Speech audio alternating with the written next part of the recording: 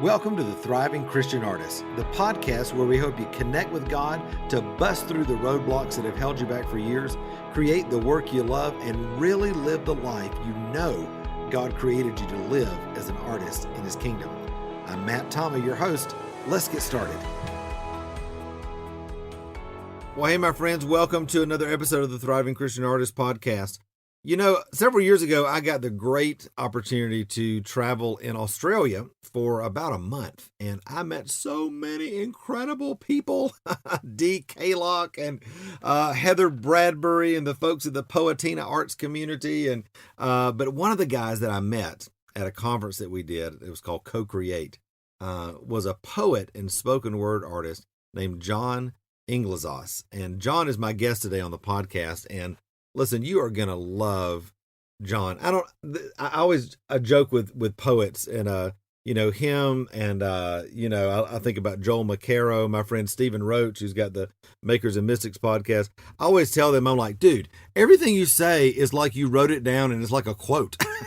It's so beautiful. I'm like, oh, I'm just a rambling mess, the whole time. But listen, John is an incredible poet whose work centers around these ideas of hope, identity, and wonder. He's won so many, competitions that are out there. He's been to America and won competitions. He's speaking all over Melbourne. He's creating community there for poets and artists in the Melbourne area. And I really can't wait to share his story, because the beautiful thing I love about John is that he is not afraid to go into culture right in the middle, not of church culture, but just the world, the people that Jesus loves, the people that God creates. He goes into clubs, he goes into bars, he goes into places where there are spoken word opportunities and where there are poetry slams and where there are just opportunities to share what God's put on his heart in a beautiful way. And he drops these nuggets. Oh my gosh. He drops these incredible poetic nuggets on people, and it's just like, boom, mic drop.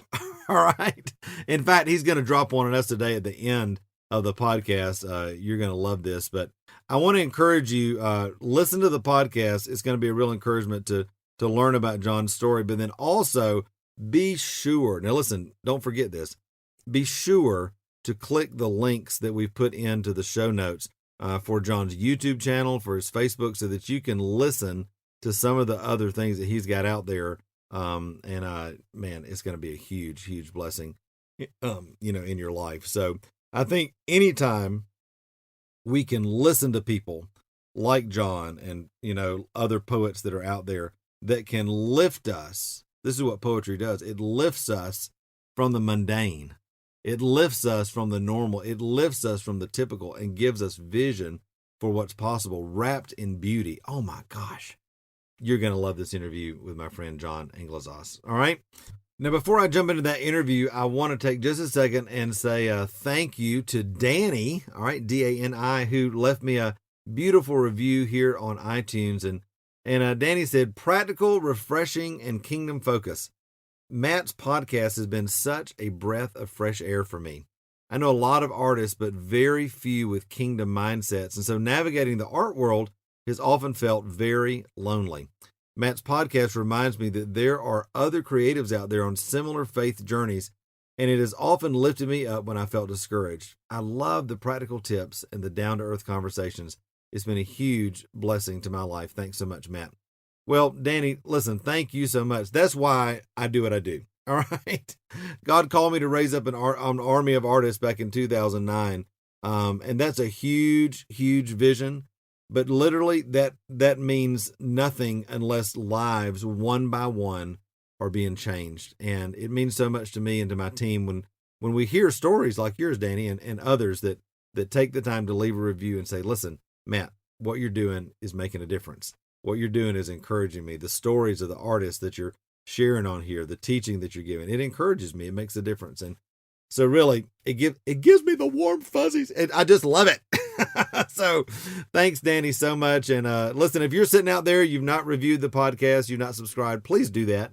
That way you don't miss anything. And also, who knows, maybe your review will be one that I'll throw out here and I give a shout out to on another episode of the podcast. All right. Well, hey, I'm going to get out of the way, and you are going to love, love, love this episode. All right. So enjoy. Well, hey, everybody, I'm so glad that you're with me on the podcast today. I've got a friend with me who I've not seen face to face in a while, poet and photographer John Englezos, who is from Australia. John, I'm so glad to see you, man. Glad you're here. It's good to be here. Thank you so much. Don't zoom in on the bags. Now, what time is it there? Because it's like it is nearly 5 a.m. God bless America. Going great. And Australia too. Well, well, I'm so honored that you would get up and be with us, get some coffee after this, right? So Oh yeah. Well, listen, we had the great pleasure of meeting when I was in Australia doing a little tour and teaching several years back, and did a conference together, the Co-Create conference, and I got to hear your work and just your heart, and man, I was just like, I don't know that I'd ever heard a poet as incredible as you, that not to blow you up here and give you the big head, but I really was just struck by your work and have loved watching what God has done in your life over these last few years. So give everybody a little, just a thumbnail of what you do right now currently, and then maybe let's jump into your backstory. Sure. So I am a spoken word poet. I used to be a freelance photographer. It didn't pay enough because the market was saturated, so I did something more practical. I've stepped into poetry work that is predominantly centered around the themes of hope, identity, and wonder. They're kind of the strands that sort of pull my work together. I currently go out to schools and do performances, as well as, anyone that will take me, basically. But yeah, they are. It's the kind of space where I think people are rediscovering this art form as something that is about voice and about the public forum. So I run workshops and encourage people to get in touch with their story and get in touch with their voice, and find ways of sharing that. Yeah. I think that's so wonderful. I have the pleasure of mentoring so many artists, most of which are visual artists.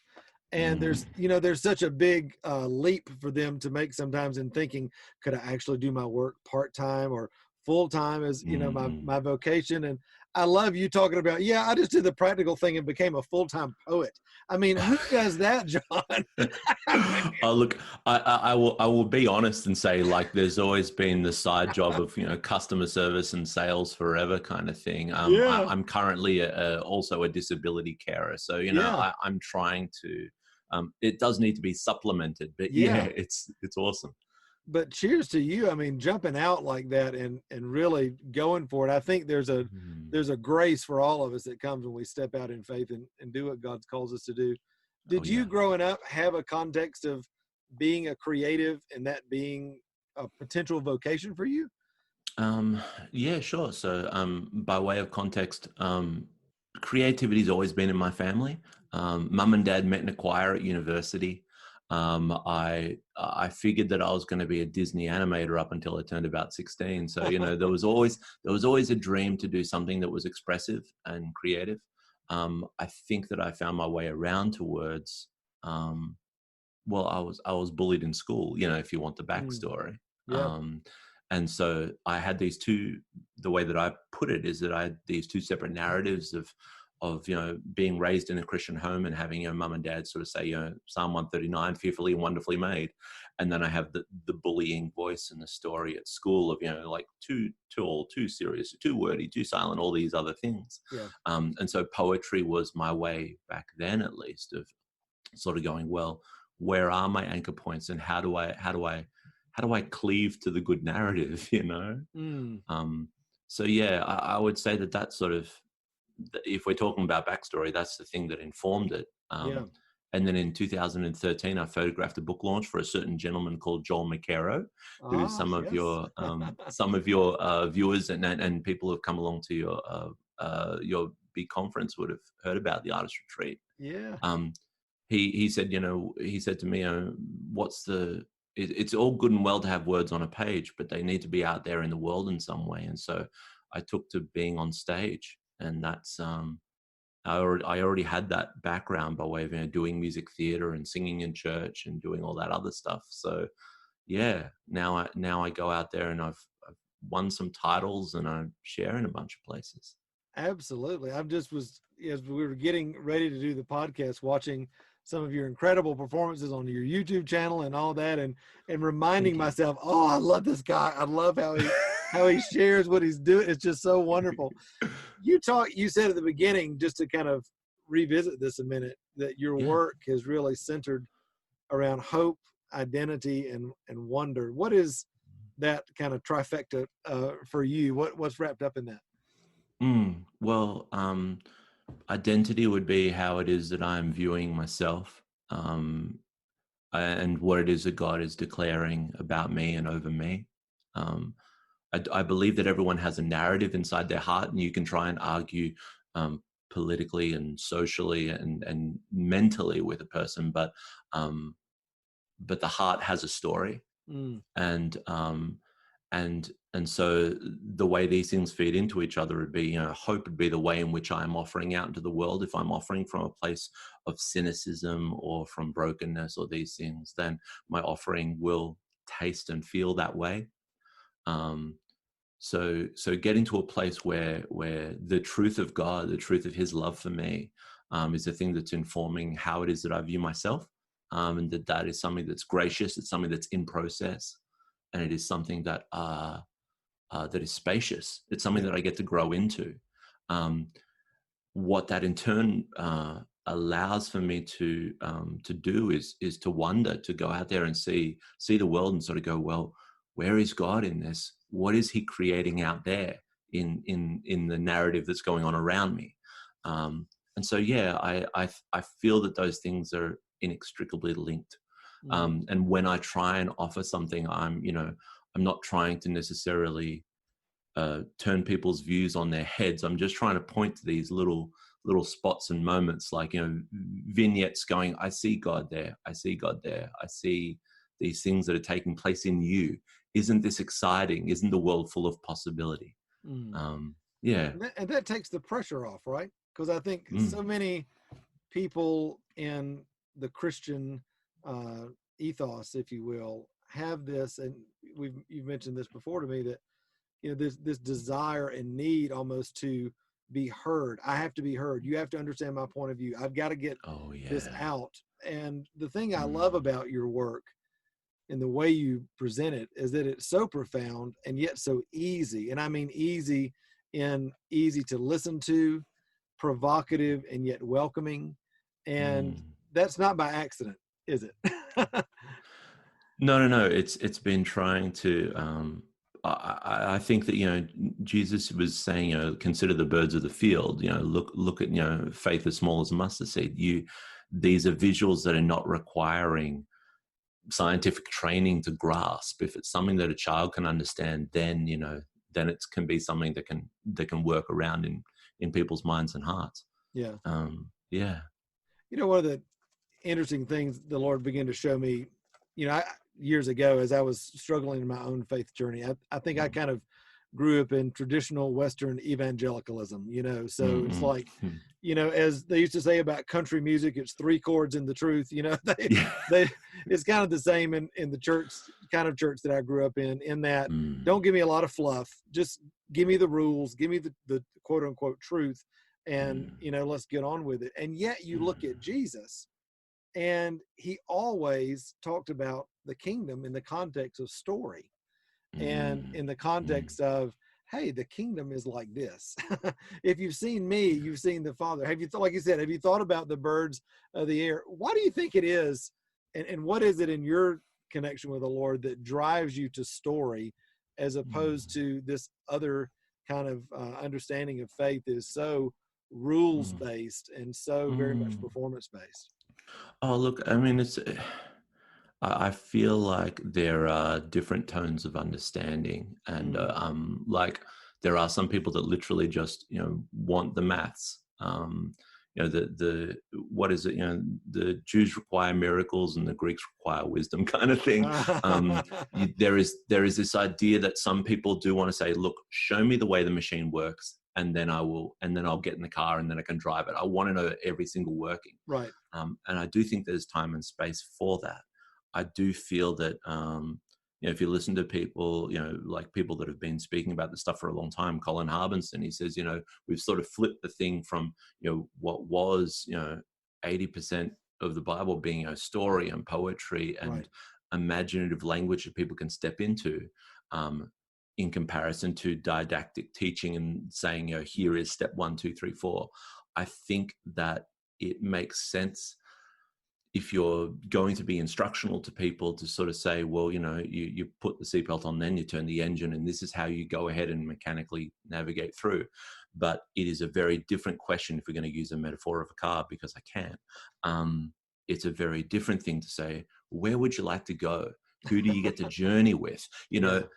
You can have you can have the mechanical questions to life and to faith, but it is also, it creates a whole lot more space. I tell people, that when I am creating poetry, I'm making a garden for people to wander around in. I'm not telling you where to go.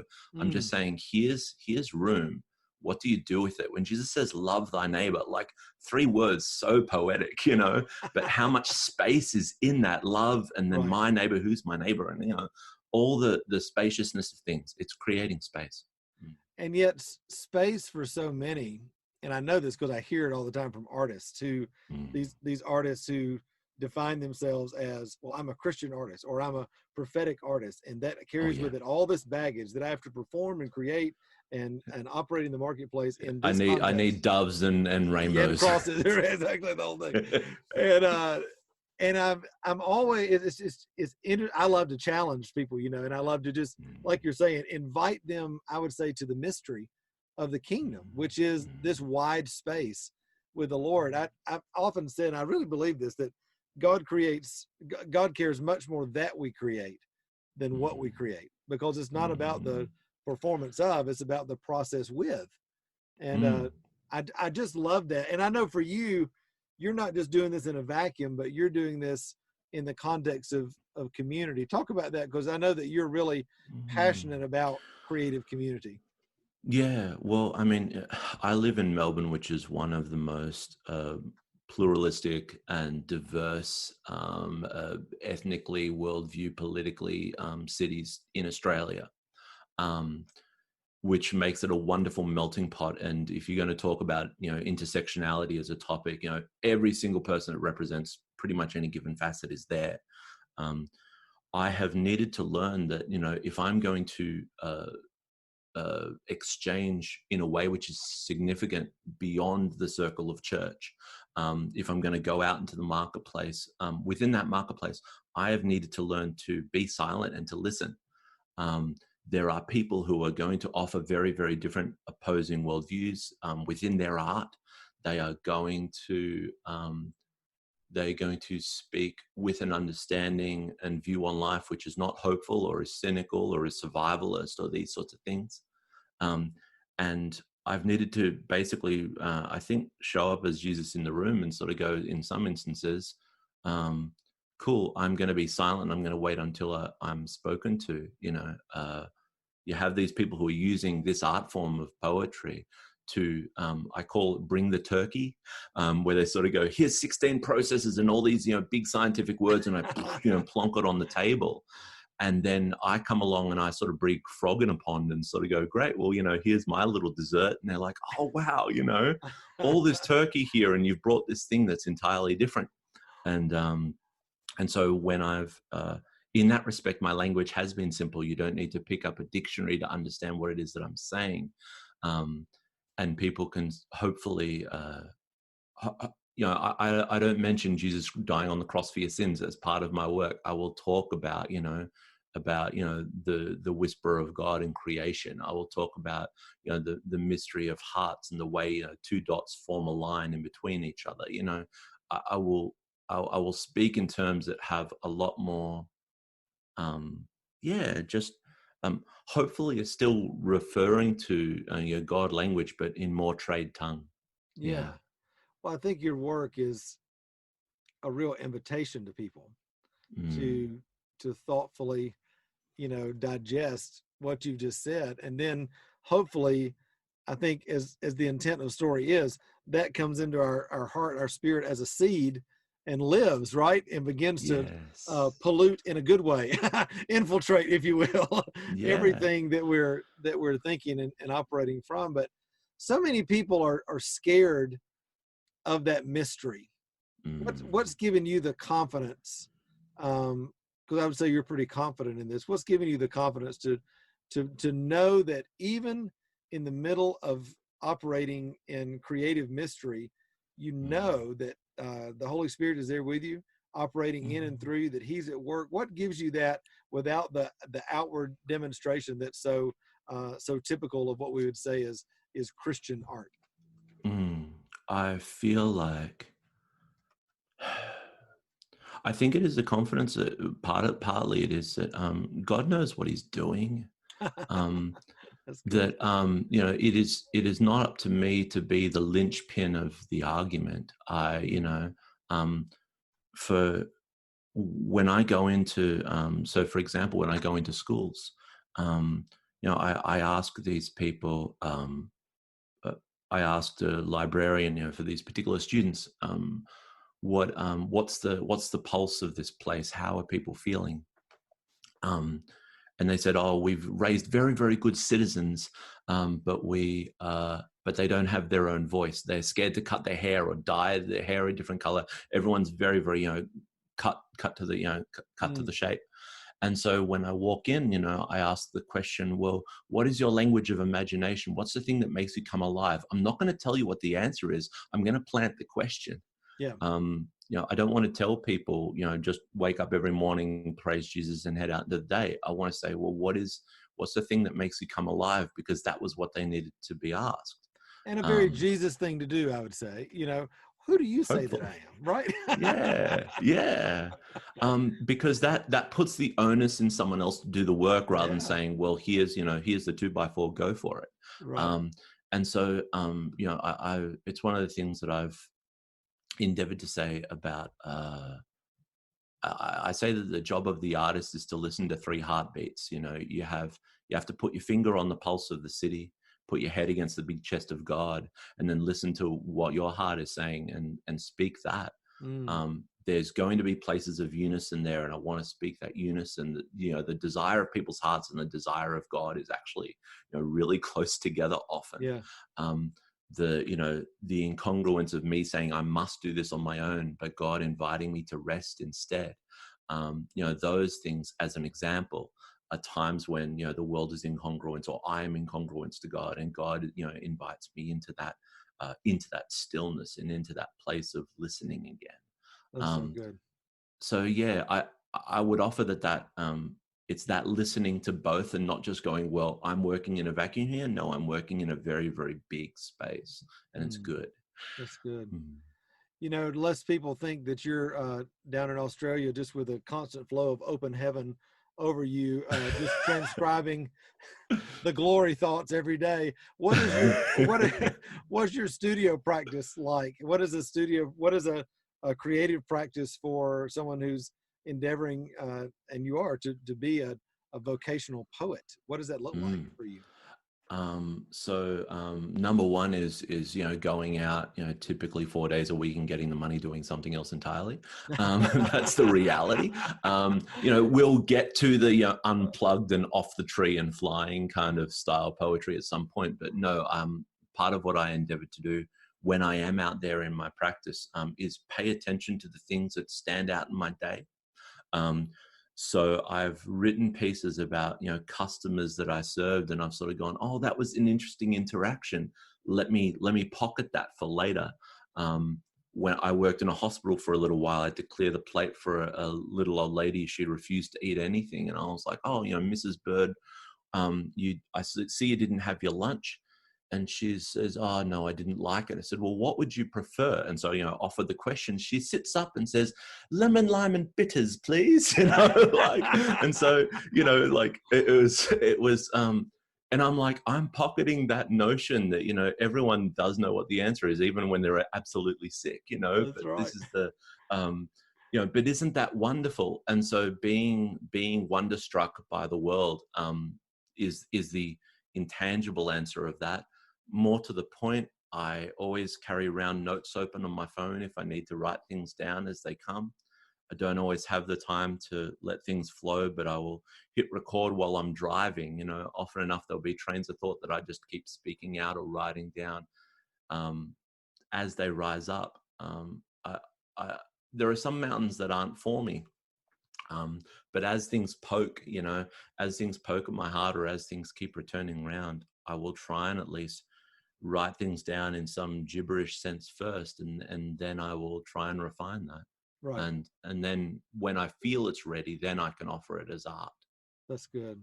Mm. Yeah, I love I guess just your attitude about how you approach your art in the middle of working other jobs and that sort of thing, because so many people have this idea that, well, unless I'm a quote unquote, full-time artist, then I'm not valid, or unless I'm selling this much of my artwork, that I'm not a real artist and that sort of thing. And yet, as I'm listening to your story, I can see so much of the inspiration that you're receiving every day is in the context of what you're doing outside of your poetry. It's just life. Did that take a while to embrace? Has there been I guess a difficulty with that in your own life? Look, I think there have been different seasons. I feel like, I've been at this for quite some time. In 2010 was probably the most solid attempt that I had to go out there and say, yes, I'm going to make it as a photographer. I'm going to say yes to gigs and get the studio and build the folio and shake all the hands. And what ended up happening instead was, I ended up being physically assaulted in a club and spending 6 months curled up in a ball and eating chocolate biscuits. The reality is that, the plans that I can have and my sense of going and making it haven't held sway. And God's has been incredibly generous for placing people around me to have been encouragement, that have held me when, to let me grieve when I've needed to grieve and celebrated when I've wished to celebrate. I think at the moment now, when I head out there, I will tell people, you don't make it as an artist, you do it as an artist. You don't make it in life as an artist, but you do life as an artist. And that means that there will be times when I can say, great, this is my sole source of income. This is my 9 to 5, and this is wonderful. And other times where I'm just going along and I'm being audience and I'm supporting people that are making it. I'm going to the dance stuff and the circus stuff and the immersive theater and all these other things, and I'm spending money just to keep the industry afloat. Not that it's all on me, not that there's money in Australia. But then out of the blue, someone will say, we would like to commission you to do this thing, and we don't have much of a budget, but how does $200 sound? I'm like, great, that's a week's rent, let's go. So those things will it is about, meanwhile, staying open and keeping in communication, in relationship with people, and allowing that. My dad says, the Great Commission wasn't go and thus make disciples of all nations. The language translates as you go. And I feel that my artistry has been as I've gone. And so, I feel in that respect that as I look back over my shoulder, then I can see, great, back there, I won this award. Back here, I opened for the National Poetry Slam in America. I scored low 7s for the entire competition. But I had the director walk over to our team saying, you guys are the Aussies and you've traveled the furthest. One of you just jump up on the mic and bring the crowd together, 350 other, competing poets. And I'm like, if no one else is ready, I'm ready. And so I went, and that was this moment. I'm like, great, let's take this. Right, yeah. So, that can be, I think that it's been, as you've gone and as these opportunities have arisen, that's when you step in and that's when the art gets offered. But the rest of the time, we're just being an artist and appreciating and taking notes and those things. That's such a wonderful juxtaposition of this passion that you have to see the world, to quote you, turn upside down. Yes. And at the same time, know and trust that the Father is doing that through you as you go, as you do the thing that God's called you to do. Well, listen, we could talk all day. This has been so good to get to visit with you in such a rich conversation.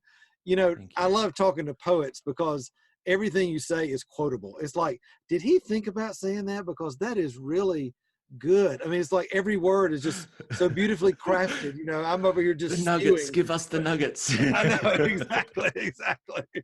Well, Yeah. listen, speaking of nuggets, when I was there in Australia at the Co-Create conference with you, you shared a piece called Get Up. And Mm. I would love it if you would share that as our closing on the podcast today for my listeners. Thank you. Will do. I haven't actually read this one in a while or performed it. It's still in my head. It's good. We were not made to simply stay inside walls, to merely clock in and clock out day in and day out. We were made for freedom. We were made for story and for art and for adventure. Your life may be a small and fleeting thing, and this world is so large, but we are so much bigger than the space we take up. So wake up, get out, shake doubt off and step out into the day, out into the frame. This world is a canvas. It is being painted new every day. Don't wait for all things to be in place. This right here is your own space. So step outside, take off your shoes, feel the earth beneath your feet. Look around you, breathe in deep, stretch out wide and let it wrap around you. This right now will never be the same again. Do you hear it? The invitation. The field says, run through me. The hill says, come climb me. The wind says, soar on me. The rain says, dance in me. The sun says, bask with me. The day says, chase after me. So gather your strength, step onto your stage, find your voice, make your mark, draw your drawing, paint your picture, cook your meal, use this instrument, make your art. It might not be the best thing you ever do, but make us believe you. Make your art. Today you play a vital part. So long as it is called today, you are artist, you are audience, you are art. So find your person and your place. And when you do, walk in it, run through it, sing and soar over it, rest on it, breathe, move, live. Live like it's never been done before. There's so much yet to explore. The best is still in store. There is so much more. Thank you. Selah. So beautiful, so beautiful. John, thank you so much for being on the podcast today, sharing your story. Where can folks connect with you if they want to find out about your books and what's going on in Melbourne and your videos and all that? Yeah. So I most regularly update my Instagram. The handle is John E Poetry, Johne Poetry. No one can spell or pronounce Englezos, but we try. On YouTube, if you look up John Englezos, my name, there's a link to most everything that I've performed recently that I'm proud of, anyhow. The other bits and pieces online by way of Facebook, Medium, and so on. But yeah, John E Poetry. Look that up, and you can probably find me. Wonderful. Well, John, thanks. It's been a pleasure to have you today on the Thriving Christian Artist podcast. Thank you. Take care. Bless you well. Hey, thanks so much for spending a few minutes with me today on the podcast. Listen, I hope it's been a huge encouragement to you on your journey as an artist. Hey, also, before you leave, make sure to hit the subscribe button so you don't miss any of the other episodes of the Thriving Christian Artist podcast. And also, be sure to connect with me on Facebook, Instagram, or at my website, which is matttommeymentoring.com. Until next time, remember, you were created to thrive. Bye-bye.